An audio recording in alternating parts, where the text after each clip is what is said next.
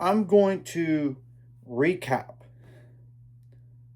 the Division One FBS national title game between the 1 seed Indiana and the 10 seed Miami, Florida. And as we all know, they played the national title game on the home field of Miami, Florida. And who would have thought that going into the CFP that Miami, Florida would be there as a home team? So what exactly happened? I'll go over it drive by drive. This is besides the stats as well. I apologize for looking out because I cannot memorize all this stuff. Obviously, Indiana's now 16-0, while Miami, Florida's 13-3. They're like punts by both of these teams on the first 3 drives combined. I mean, Miami, Florida had the ball first. 5 plays, 20 yards, 2 minutes 39 seconds, and they punted the ball away. Indiana, 4 plays, 13 yards, 54 on the time possession. They punt the ball away. Then Miami, Florida had a 3-play, 5-yard drive for 1 minute 34 seconds. They had to punt the ball away. And if you want to check on how long the punts were, go right ahead. Then Indiana had a 12-play, 55-yard drive that lasted 6 minutes and 6 seconds. And they made a 34-yard field goal to make it 3-0. Then Miami, Florida had a 3-play, negative 7-yard drive that lasted 58 seconds. Indiana had a 3-play, negative 1-yard drive lasted 2 minutes, 52 seconds, and Miami, Florida got the ball back. 3 plays, 8 yards, 49 seconds long. Then the final possession for Indiana. A 14-play, 85-yard drive that lasted 6 minutes, 44 seconds. And it was a 1-yard touchdown run by Riley Nowakowski, Nowakowski, yeah,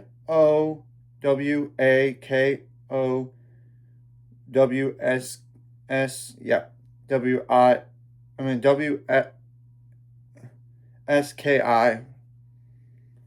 Apologize if I butchered that. And then Miami, Florida had a chance to respond back. They had a 9-play, 43-yard drive that lasted 5 minutes, 40 seconds. However, they missed a field goal, which was a 50-yarder. So it's not like a chip shot by any means, but still. Then Indiana decided they could have scored more, but they were not wise with their timeouts, apparently, and they had like 3 plays, 18 yards. Drive that lasted 33 seconds, and it was an incompletion at the very end. So yeah. Now Indiana got the ball first. They had 6-play, 6-yard drive that lasted 3 minutes, 8 seconds, and then Miami, Florida had a quick drive to say at least 2 plays, 62 yards that lasted 46 seconds, and it was a 57-yard touchdown run by Mark Fletcher Jr. to make it 10-7.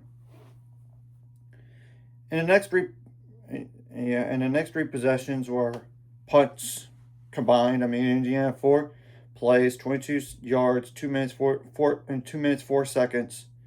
Then Miami, Florida 3 plays, 1 yard, and 53 seconds. And then Indiana had a 3-play, negative 2-yard, or with 1 minute 45 seconds. Now, I will say what happened on this drive from Miami, Florida was disastrous, to say the least. You know, they had a 3-and-out. Then they had to punt the ball. However, it was blocked by Indiana, by Mikael Kamara. It was recovered by Isaiah Jones, and they scored a touchdown to make it 17-7. Miami, Florida had to respond back. And they did with a 10-play, 81-yard drive that lasted 5 minutes, 3 seconds. And it was a touchdown run by Mark Fletcher, this time from 3 yards out, to make it 17-14. Indiana had to respond back, and they did with a 12-play, 75-yard drive that lasted 5 minutes, 39 seconds. And it was a 12-yard touchdown run by Fernando Mendoza on a 4th and 4 play. Yeah, they decided to go for it then, and at that point, because field goals didn't really matter at that time, because it was going to be one possession, but it was a risky call, to say the least.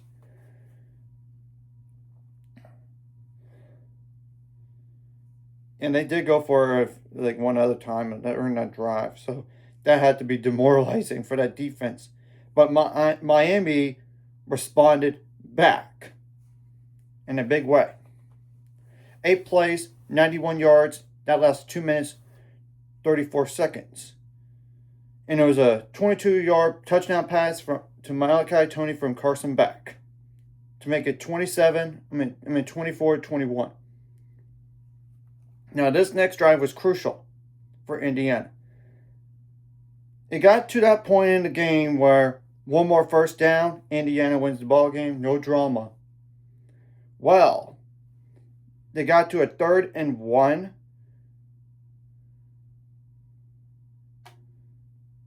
Like a 2nd and 1 with 1 minute 56 seconds left in the game.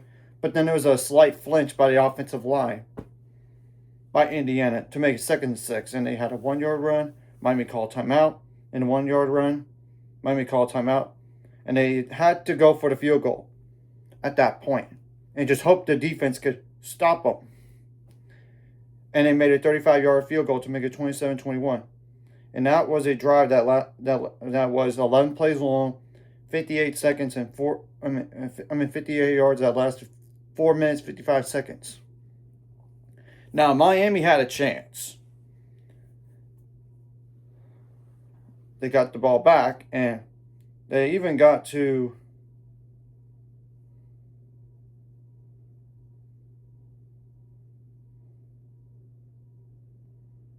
the Indiana 47-yard line. But Carson Beck threw an interception to Jamari Sharp from Indiana. And obviously there was a penalty on the play, but it was like sportsmanlike conduct. Penalty decline. It was at the 6-yard line at that point. And I will say the drive did not start that great for Miami. They had a delay a game on the first play. And it was like 2nd and 15, and it would have been 3rd and 15. But then there was a personal foul, roughing the passer on Indiana.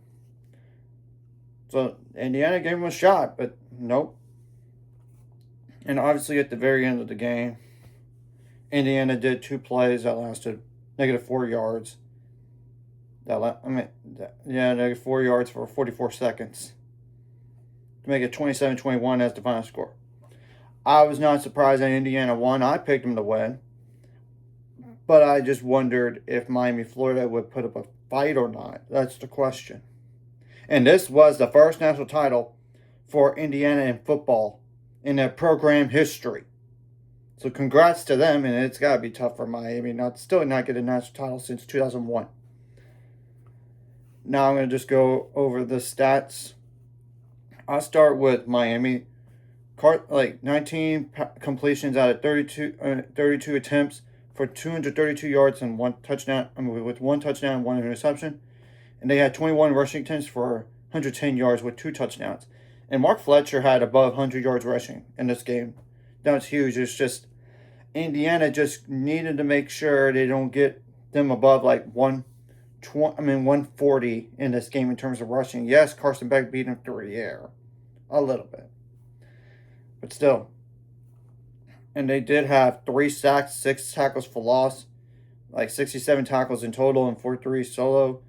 In terms of like the kicking game, 0 for 1 on field goals. So even if they would have made the field goal, it would not have mattered because it would have been like 24-24. But then at that point, all Miami, Florida really needed was a field goal. So maybe they don't have to go for a big play right then when Carson Beck threw a pick. I don't know. And Miami did have 5 punts for 234 yards, and 2 of those landed inside the 20, and along with 54 yards.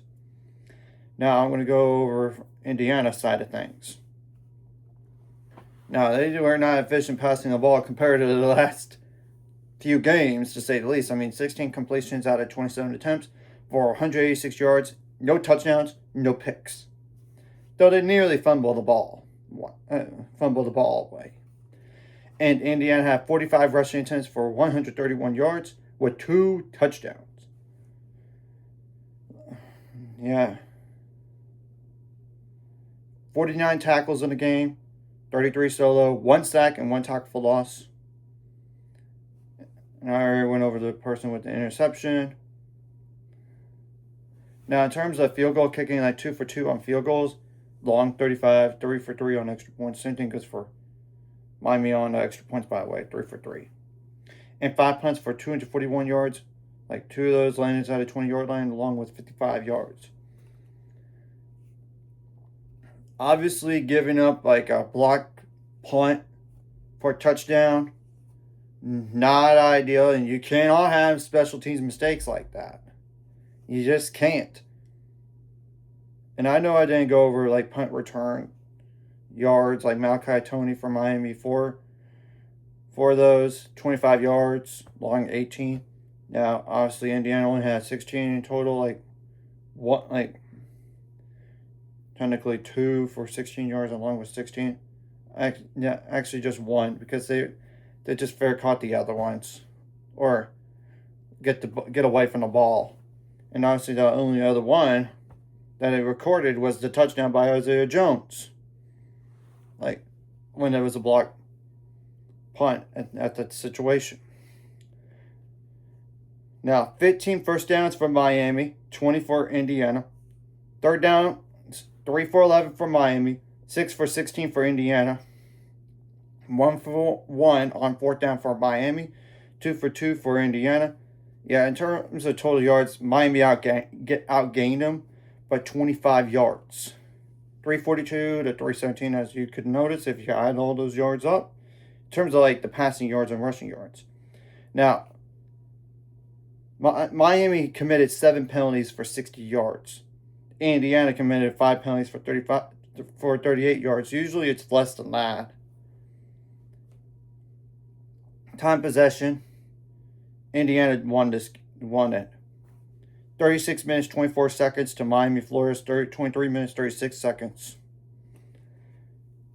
For Curt Cinetti to take over the program in his second year and win a national title, that's pretty impressive. Let alone last year they made it to CFP. And who would have thought they would make it this far a year ago? I mean, seriously. Because their schedule was supposed to be tougher. Yet they beat Oregon at Oregon. Penn State turned out to be not that great. Not as good as people thought. Then they win the Big Ten title game. And they went undefeated all year long. You got to give credit to where credit's due. He did not do this with a lot of 4-star recruits. Or 4 or 5 stars. At the very end of the day, it's about development. You got to have the right coach to develop. You got to have the NIL. And those players got to execute plays and be sound, play sound and fundamental football. Seriously. That's all it is. And some of those guys were from James Madison even. Now, Miami, Florida, very tough pill to swallow. Obviously, you're right there. It's just you made too many mistakes. Obviously, though you could. I know there's more than one mistake, but you get the whole point.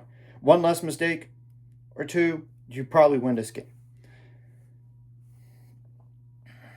And you gotta give credit to Mario Cristobal and the staff, for barely getting in the CFP and get this far. Yes, I know it's not ideal to lose in the title game. Especially if it was that close. It's one thing to lose big, and you could totally accept, hey, we got outplayed in this game. It is what it is. But to lose by 6 points. And this was obviously the first loss for Miami, Florida, since that SMU game on the road on November 1st in overtime. So 3 losses by 1 possession from Miami, Florida. Just imagine if they would have won one of those in the ACC, then they'll make the ACC title game. We'll have to obviously wait and see what happens in the offseason for both of these teams. Whether or not Indiana's going to repeat, that's TBD. It's going to be hard to repeat, no matter what sport it is. And can Miami, Florida make it this far next year? And we'll see if they do get Darian Mensah at quarterback. Because Darian Mensah entered the transfer portal from Duke late. Because Carson Beck is without out any more eligibility. And we have to wait. I totally expect Fernando Mendoza to go to the draft and be a first-round pick easily, let alone possibly the number 1 pick. So, yeah, that's just my thoughts right there. And this was needed for the Big Ten because if they would have lost this game, everybody else would be like, oh my goodness, you really lost to an ACC team, like especially from the people from the SEC. Seriously. Now the only thing is, the Big Ten has to win one more national title to kind of match what the SEC did with so many titles in a row. And it might have to be somebody else. Because, look, other than Ohio State and Indiana. That way it could prove that the Big Ten is not like a few teams that could win the national title. Of course, if you're an Indiana fan, you would want them to win it all, but it's going to be tough. We'll have to wait and see what the schedules look like, too. I don't know them in front of me necessarily, but you can check that out if you really want to. So, anyways, if you like this content, hit the like, subscribe, and see you guys later on the road to 800 subscribers. Of course, ultimate goal is 1,000 more. So many more like this. Of course, like video, comment video really helps YouTube background. Some more people will see. Sharing the video does help as well. So more people could watch. And if you're watching and not subscribe, hit subscribe and the notification bell as well.